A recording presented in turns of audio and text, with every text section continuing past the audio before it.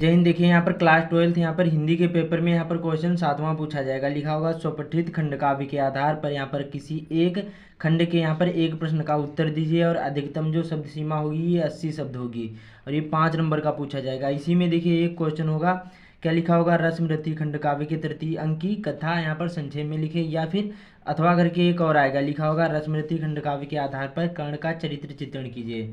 तो आज के वीडियो में यहाँ पर आप लोगों को बताने वाले हैं कि रश्मिरथी खंड काव्य के आधार पर कर्ण का चरित्र चित्रण कैसे करना है, बोर्ड एग्जाम की कॉपी में कैसे लिखना है कि जिससे आपको ये 5 अंक मिले। और ये अपने अपने जिले वाइज आधारित होते हैं और वीडियो के आखिरी में बताऊंगा ये कौन कौन से जिले में पूछा जाता है। तो चलिए शुरू करते हैं। बहुत ज़्यादा इंपॉर्टेंट है और ये 100% पूछा ही पूछा जाता है आपके बोर्ड एग्जाम में।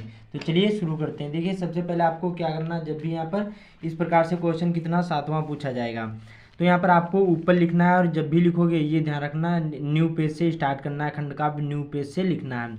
तो ऊपर डालना प्रश्नोत्तर संख्या, कोई भी प्रश्न नहीं उतारना, ऐसे लिखना 7। अब जैसे तीसरा हो, पहला हो, जो भी हो ऐसे यहाँ पर अंकों में डाल देना है, ठीक है।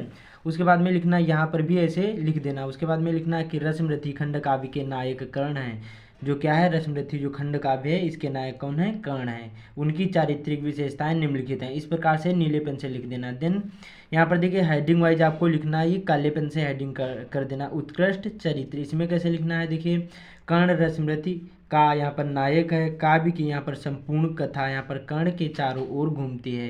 यहाँ पर काव्य का यहाँ पर नामकरण भी क्या है, कर्ण को ही नायक सिद्ध करता है। तो इस प्रकार से उत्कृष्ट चरित्र में लिख देना है कि कर्ण रश्मिरथी का नायक है। जो रश्मिरथी खंड काव्य है इसका नायक है। काव्य की यहाँ पर संपूर्ण कथा कर्ण के चारों ओर घूमती है।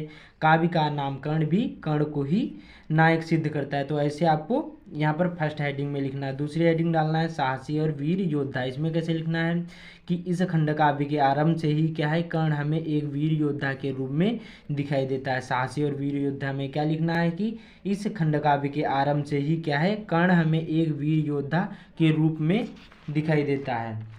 उसके बाद में यहाँ पर आगे लिखना है, तीसरी हेडिंग डालना है सच्चा मित्र। इसमें कैसे लिखना है, देखिए यहाँ पर दुर्योधन ने जाति अपमान यहाँ पर से कर्ण की क्या है रक्षा से उसे राजा बनाकर की, तब से क्या है कर्ण दुर्योधन का यहाँ पर क्या हो गया, अभिन्न मित्र बन गया कर्ण। और यहाँ पर कुंती के यहाँ पर समझाने से भी क्या है, पर भी यहाँ पर दुर्योधन का यहाँ पर साथ नहीं छोड़ता है। तो इस प्रकार से सच्चा मित्र में लिखना है कि दुर्योधन ने यहाँ पर जाति अपमान से कर्ण की क्या है रक्षा की और उससे यहाँ पर राजा बनाकर की। उसके बाद में तब उसे क्या है कर्ण दुर्योधन का अभिन्न मित्र बन गया। तब से क्या है जो कर्ण था ये दुर्योधन का अभिन्न मित्र बन गया था कर्ण। और यहाँ पर कुंती से यहाँ पर समझाने पर भी क्या है दुर्योधन का साथ नहीं छोड़ता है कर्ण। तो इस प्रकार से सच्चा मित्र में लिखना है। आगे यहाँ पर अगली हेडिंग डालना है परम दानवीर। इसमें कैसे लिखना है, कर्ण के चरित्र की एक प्रमुख विशेषता यह है कि वह धन संपत्ति का लोभ से मुक्त है। जो यहाँ पर जो कर्ण है क्या है, कर्ण के यहाँ पर चरित्र की एक प्रमुख विशेषता यह है कि वह धन संपत्ति की लोभ से मुक्त है। ब्राह्मण वेश में आए इंद्र को यहाँ पर जीवन रक्षक कवच कुंडल और यहाँ पर कृष्ण को क्या है अपना सोने का दांत दान कर दिया था। तो इस प्रकार से आपको परमवीर दानवीर में लिख देना है।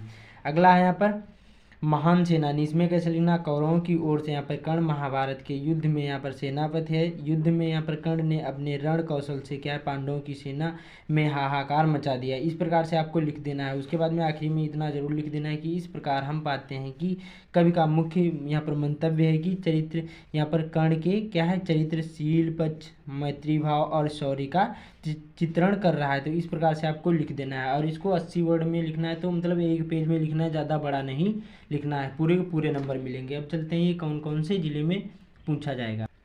तो देखिए यहाँ पर देखिए मुजफ्फरनगर, शामली, बुलंदशहर, मथुरा, वाराणसी, चंदौली और फतेहपुर, उन्नाव, देवरिया, इन जिलों में रहते हैं। तभी ये खंड काव्य याद करना, वरना आप लोग ये खंड काव्य नहीं याद करना, ठीक है। मुजफ्फरनगर, शामली, बुलंदशहर, मथुरा, वाराणसी, चंदौली, फतेहपुर, उन्नाव और देवरिया।